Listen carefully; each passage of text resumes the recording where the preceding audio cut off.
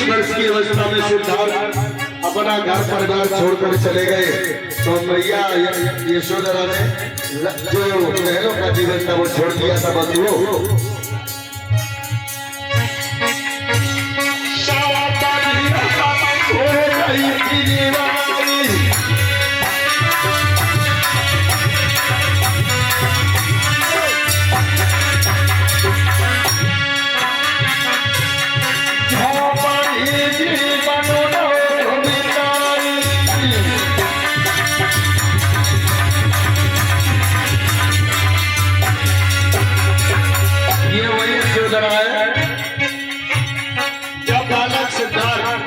यानी 29 वर्ष के होने के बाद जब ज्ञान प्राप्त करने के लिए चले गए तो अपना एक बालक था उसको लेकर के मैया ने और अपना राजमहल का जीवन छोड़ दिया था बंधुओं। और ये कहा था जब तक मेरे पति नहीं आ जाएंगे तब तक मैं इन महलों में नहीं रहूंगी।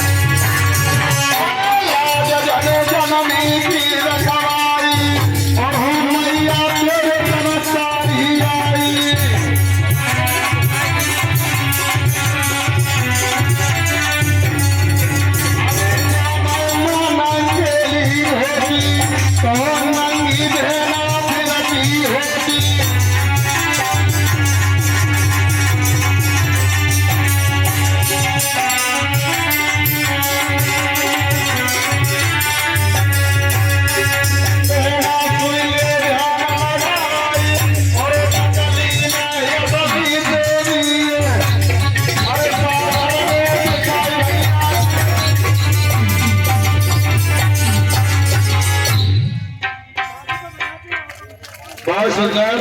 आप लोगों के सामने जो देवियां हैं, देवियों का रूप एक प्रतीक हम आपको दिखा रहे हैं। और ये वो देवियां हैं, कोई काल बिड़क नहीं है। इन्होंने इन सब ने तुम्हारे लिए लड़ाई लड़ी है, तुम्हारे लिए, और तुम इन्हीं को भूल गई हो। और जिन्होंने तुम्हारे महापुरुषों का वध किया, 8-8 हाथ पाए दबाई, उनको घर में लाके रख लिया। किसी एक का फोटो नहीं होगा तुम्हारे घर में, बताओ है किसी के घर में? नहीं है ना। और किन्हें पूज रही हो? जिन्होंने तुम्हारे पूर्वजों का वध किया। इसलिए याद रखना, आज के बाद उनका क्या करना है और इनका क्या करना है, ये तुम्हारे ऊपर छोड़ रहा हूं मैं, ठीक है ना। एक बार जोर से स्वागत के लिए तालियां बजाओ। हमारे तुमको धर्म दिया। मैं सिर्फ 5 मिनट में आपका परिचय लूंगा और इसके बाद यशोधरा, जिनको आप जानते ही, तथागत बुद्ध बनने के लिए जब सिद्धार्थ 29 साल की उम्र में घर छोड़ के चले गई और 7 साल जंगल में रहने के बाद 35 साल के बाद ये घर में लौट के आई थी।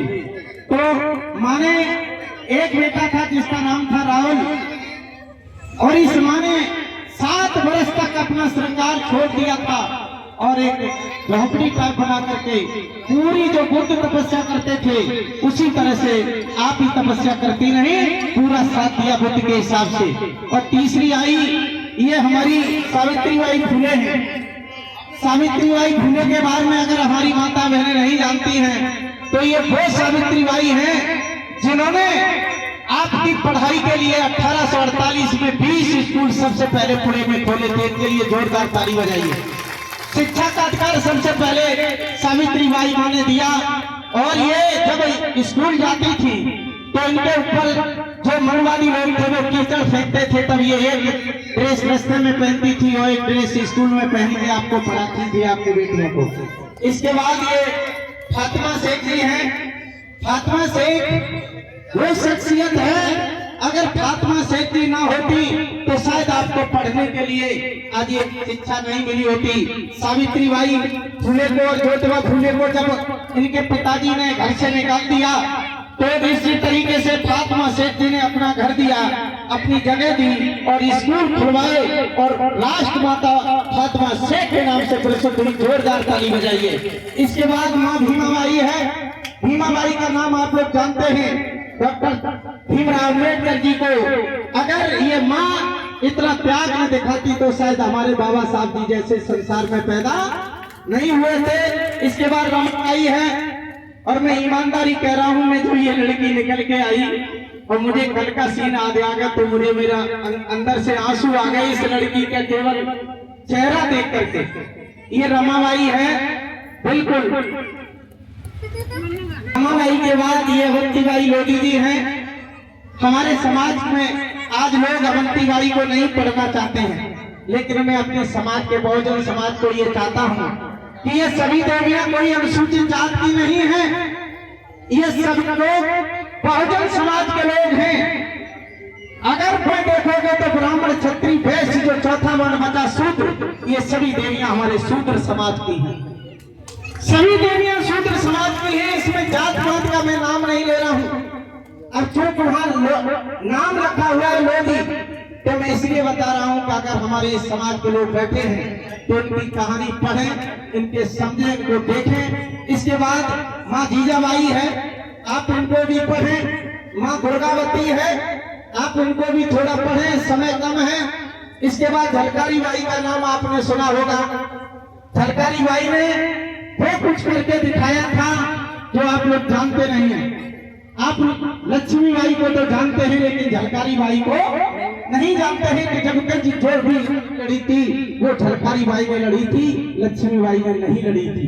लेकिन लिख दिया था वो खूब लड़ी मर्दानी थी, वो झांसी वाली रानी थी, वो गलत लिख दिया लोगों ने, जबकि वो झलकारी बाई लड़ी थी। इसके बाद बहन होलिका के बारे में आप सभी लोग जानते हैं। ये सफेद ड्रेस पहने लड़की है, ये होली है। और होली को मैंने पिछले साल विस्तार से जब सुनाया था तो आप लोगों ने 7-10 गांव में होली नहीं मनाई थी, और मैं आपसे पुनः कहके जा रहा हूँ, अगर आप लोग होली मनाते हैं तो अपनी बहन का अपमान करते हैं, अपनी बेटी का अपमान करते हैं।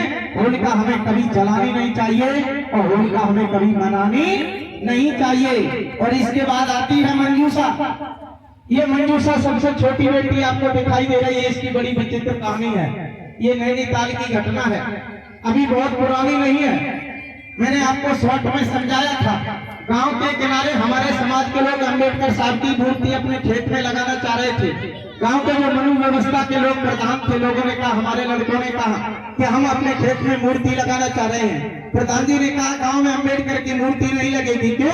हमारे गांव में जो आएगा वो सबसे पहले अम्बेडकर को देखेगा तो उसकी अठेर हो जाएगी। और जब इतनी बड़ी प्रधान ने बात की तो हमारे लड़के इतने ताव में थे, उन्होंने रातों रात बाबा साहब की मूर्ति लगा करके अपने खेत में लगा दिया और कह दिया कल ठीक 10 बजे इस मूर्ति का अनावरण होगा।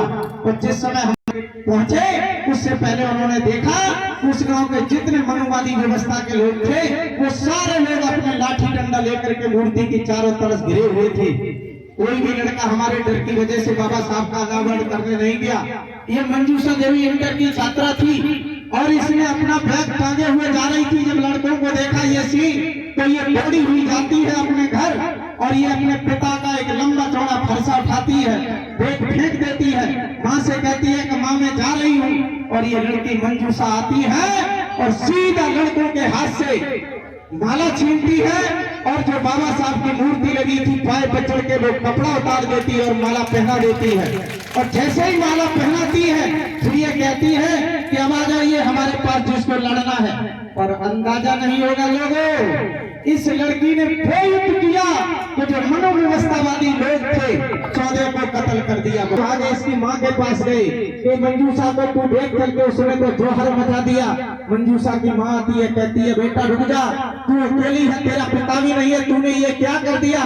मंजूषा बोली माँ तू लौट जा वरना तेरा भी कत्ल हो जाएगा।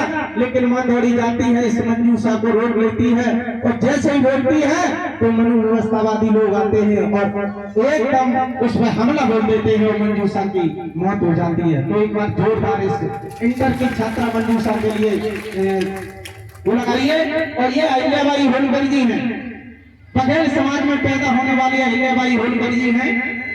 इन्होंने अपने बच्चे को मौत की सजा दी और जब पब्लिक से कहा कि इस बच्चे को ऊपर रथ चढ़ा दो और इसकी हत्या कर दो, पब्लिक के लोगों ने जब हत्या नहीं की, डर रहे थे लोग, तो ये अहिल्याबाई होलकर सीधा सीधा जाकर के रथ चलाने को तैयार हो गई।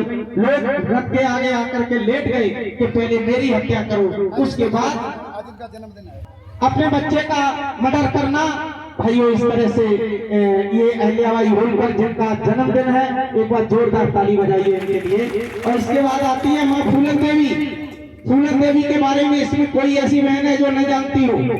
सभी बहनें तो जानती होंगी ना। कितनी बहनें जानती है फूलन देवी के बारे में? जरा हाथ उठाओ। लगभग सभी जानते हैं। अच्छा मैं आप सबसे एक बात पूछ रहा हूँ, फूलन देवी ने अपना बदला लेने के लिए मनुवादी व्यवस्था लोगों को, लगभग 20 लोगों को, 15 लोगों को गोलियों से भून दिया था। भून दिया था ना? आपसे पूछ रहा हूँ फूलन ने ठीक किया था या गलत किया था? क्या किया? ठीक किया। हर बहन अगर फूलन देवी की तरफ बदला लेना सीख जाए तो बहनों पर अत्याचार होना बंद हो जाएगा। नहीं हो जाएगा? आप जो सहन करती हैं, बर्दाश्त करती हैं, बस यही कारण है कि आप पर अत्याचार अधिक होता है। और इसके बाद ये हमारी पूजा देवी जी हैं जिनकी ये तस्वीर लगी हुई है। हमारी कुछ बहनें कह रही थी साहब ये तस्वीर तो गलत लगी है, लेकिन आपको मालूम नहीं, इस माँ ने अपना एक आंचल काट के दिया था तभी तुम्हें बिलाज मिलने के लिए मिला है, वरना बिलाज नहीं मिलता। आपको मूसा कर से मुक्ति दिलाने वाली ये नंगेली देवी है। एक बार जोरदार तालियां बजाइए इस माँ नंगेली की देवी के लिए। और इसमें 4 हमारी बहनें उठ के आएंगी, इन बहनों को पुष्प देकर के सम्मानित करेंगी।